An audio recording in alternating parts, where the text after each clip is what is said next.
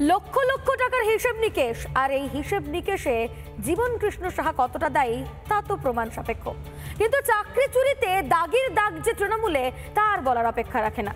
এবার বিবেকের দংশনে ক্ষমা প্রার্থী শাসক কাউন্সিলর লজ্জায় কান ধরে উঠবোস করলেন তমলুকের তৃণমূল কাউন্সিলর। ভাইরাল ভিডিওতে পড়ে গিয়েছে শোরগোল। আমরা যে কানে ধরে উদ্বোস করলাম, আমাদের পূর্ব মেদিনীপুর জেলার যে সকল নেতৃত্ব টাকা নেওয়ার পরও মুখ খুলছে না। দলীয় নেতৃত্বের জন্য কান ধরে উদ্বোস করছেন তৃণমূল কাউন্সিলর, কিন্তু কেন বলুন তো? কাউন্সিলর নিজে সেই উত্তর দিয়েছেন। শুভেন্দুবাবু যে বড় বড় ভাষণ দিচ্ছে তার একমাত্র কারণ আমাদের কিছু নেতৃত্ব তারা মুখ না খোলা, তাদের হয়ে মানুষের কাছে আমি কানে ধরে উদ্বোস করছি। এসএসসির প্রকাশিত দাগি তালিকায় তৃণমূলীদের ছড়াছড়ি। অযোগ্য তালিকায় কেউ বিধায়কের মেয়ে, কেউ কাউন্সিলর, কেউ বিধায়কের বৌমা, এমনকি তালিকায় উঁকি মারছে তৃণমূলের কুচো নেতারা। এত কিছুর পরেও লজ্জার মাথা খেয়ে চুপ করে বসে আছেন মুখ্যমন্ত্রী আর শিক্ষামন্ত্রী। অন্যদিকে এসব দেখে আর মুখ বুজে থাকতে পারেননি তমলুকের কাউন্সিলর।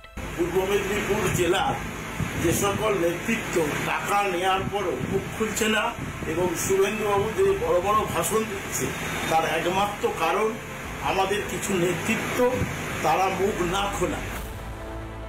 যদিও দুর্নীতির দায় শুভেন্দু অধিকারীর দিকেই ঠেলেছেন কাউন্সিলর।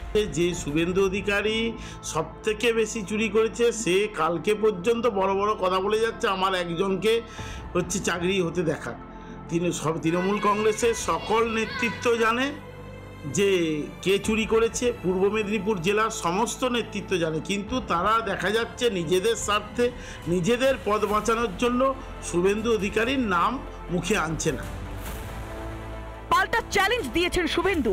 মমতা ব্যানার্জির দম থাকে শুভেন্দু অধিকারীর টিকিটে ছুঁয়ে।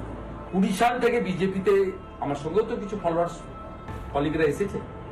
একটা লোকের ক্লোজ রিলেশনের মধ্যে এই তালিকায় আছে, যদি বের করে দিতে পারেন আমি আনকন্ডিশনাল ক্ষমা চাই। দলের কুচো নেতারা তো প্রকাশ্যেই ক্ষমা চাইলেন। বলি রাঘব বোয়ালদা কবে কান ধরবেন? রিপাবলিক বাংলা। নানা ধরনের কন্টেন্ট দেখার জন্য লাইক করুন, শেয়ার করুন আমাদের ফেসবুক পেজ, সাবস্ক্রাইব করুন আমাদের ইউটিউব চ্যানেল। পাশাপাশি অন্যান্য ব্রেকিং নিউজের জন্য অবশ্যই চোখ রাখুন রিপাবলিক বাংলায়।